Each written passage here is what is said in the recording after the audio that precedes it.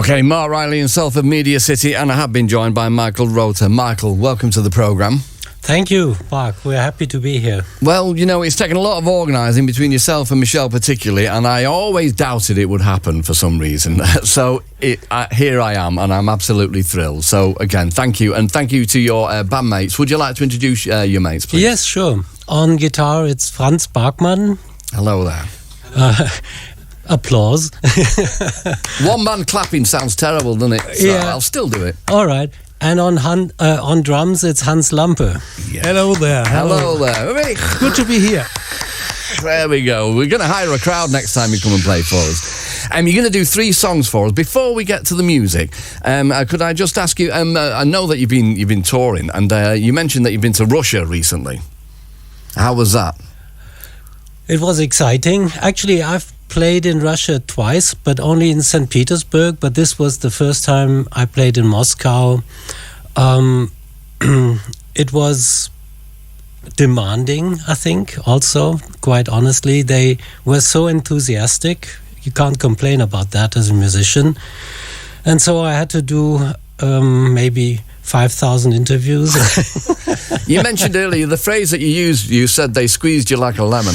That's right. I didn't want to send that over the air. Yeah. I mean, as I said, you can't complain, really. And they were very generous and very happy to do their best to make it work. And the concerts were great. The audiences were very happy. I wasn't that surprised because I played in St. Petersburg. It's not like when we first played in China. I didn't know what to expect there. But the music also works there. It's strange. But anyway. Yeah, it's music. It should be, as we know, it should be an international language, shouldn't it, really? And it's proving to be that way. And, of course, there are comparisons that could be drawn between early 70s Germany and early 70s Russia because of the underground and people trying to get to good music. That's the way that it appears to me. Is it still a very healthy kind of music community over there? Honestly, I can't say much about that because I'm not aware of what is happening really. Right. Okay. We did a guitar workshop, Franz and I. We were invited to do this by the organizers, and there were about 12 or 13 guitar players. Very interesting, very nice and pleasant exchange of ideas. And in the end, we did a crazy jam, just everybody playing along. It was like Hallo Gallo, sort of. Right, amazing. Okay, brilliant. And so I also just need to ask you quickly, how many radio sessions have you done previously? Have you done many? Not so many. I remember one in Australia. That was in 2012. We did one with Dieter Möbius, Hans Lampe and me. Right. For, what was the name? I just talked about that. What was the name of the... ABC. ABC? Maybe, yes. Right, okay. And that we played... I think a whole concert for them, even. Yeah. Well, we'll get there one day, hopefully, but we'll have to make do with 3 tunes tonight. So, what's the first song you're going to do for us then? It's a song that was only recently added to our set list. Actually, we did it because our friend Alan Tenbaum of Under the Bridge in London asked us to play. It's one of his favorite tracks, and I edited it down, and it seems to work very well. The people in Russia were happy, and also when we played in London last week, was it maybe, and Glasgow and Manchester yesterday, it seems that it has a firm place in the set list now. Great. Okay, so what is it? Oh, sorry. Yes, of course. That's okay. It's been a long tour. The name is Gitarrero. Brilliant. Okay, great. Michael Rother, thank you. Fabulous, absolutely brilliant. Michael Rother live in session, the second song for us tonight. So, Michael, I mean, there is so much to go at in your history that we're not going to go anywhere near covering it. So we're just going to touch upon certain aspects of it, if that's okay. Yes. And so you were born in Hamburg. Right. I'm going right back to the beginning, so that's not a good start. And then to Munich. But then you ended up just perhaps 12 miles away from the studio in the leafy suburb of Wilmslow. How did that happen? My father worked first for British European Airways in Germany, And when we moved to England, he started working for Lufthansa. And so I think it was meant as a stopover because we actually only stayed for 11 months in Wilmslow. My mother said it was the happiest time of her life. She was so impressed by the friendliness of the people. I mean, 59, only 14 years after the end of the war. Sure. Shouldn't mention the war. You did, though I didn't. Yes, and I had good friends there. School was lovely. We went swimming in the river Bollin. Yeah. Quite a few people know it. I'm surprised when I meet people at the concerts and Bollin, yeah. Well, you've got Wilmslow Cars, which is a big park there with the river running through it. It's just absolutely beautiful, isn't it?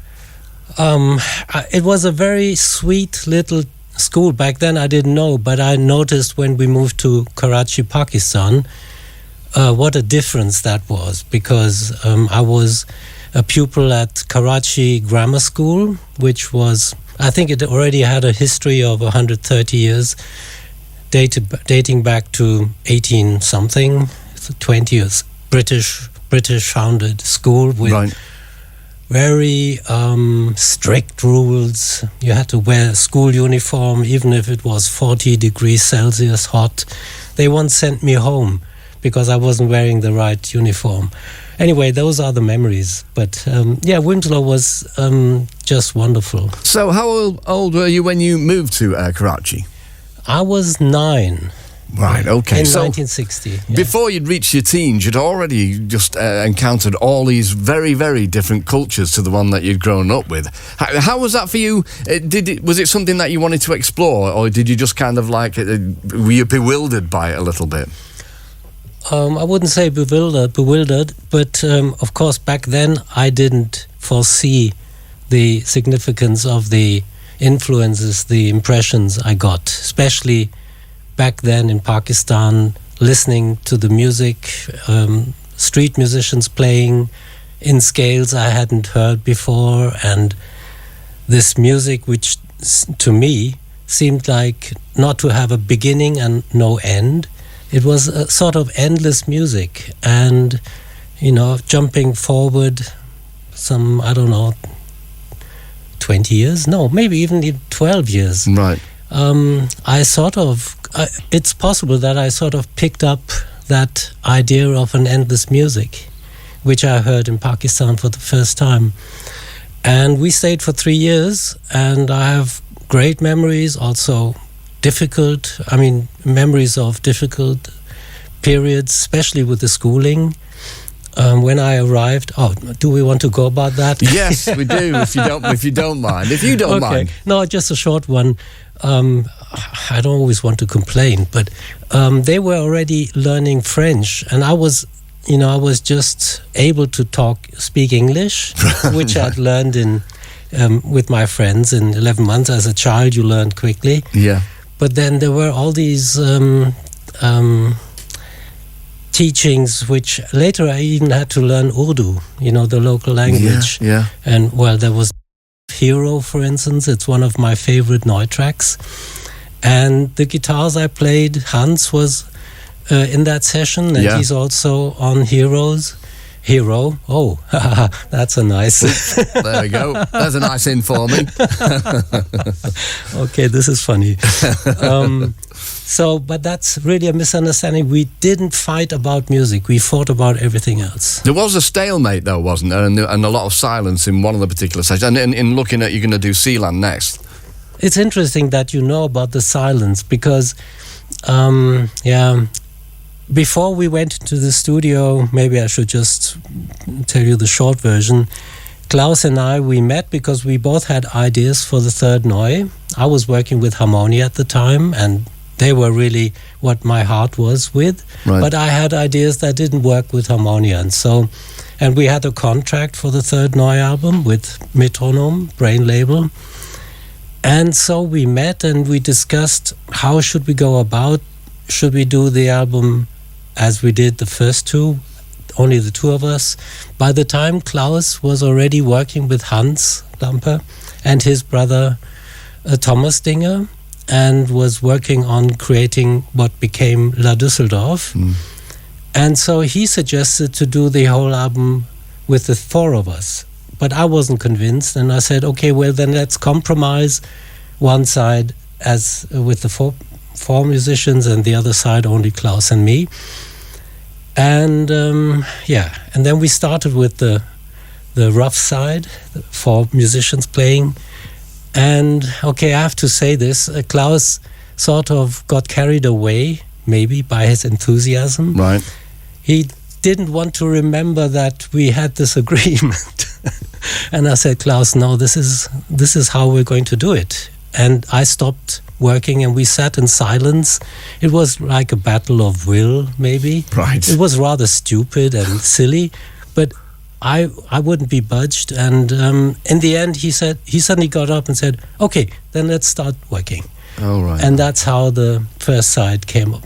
And he did such great stuff there. Yeah, well, just amazing, all amazing. And I was going to ask you about the David Bowie connection, but we've done loads. We've covered too much. I've made you talk too much, and I need to credit Rob Hughes in the other room, who gave me a lot of inside information, particularly about the silence.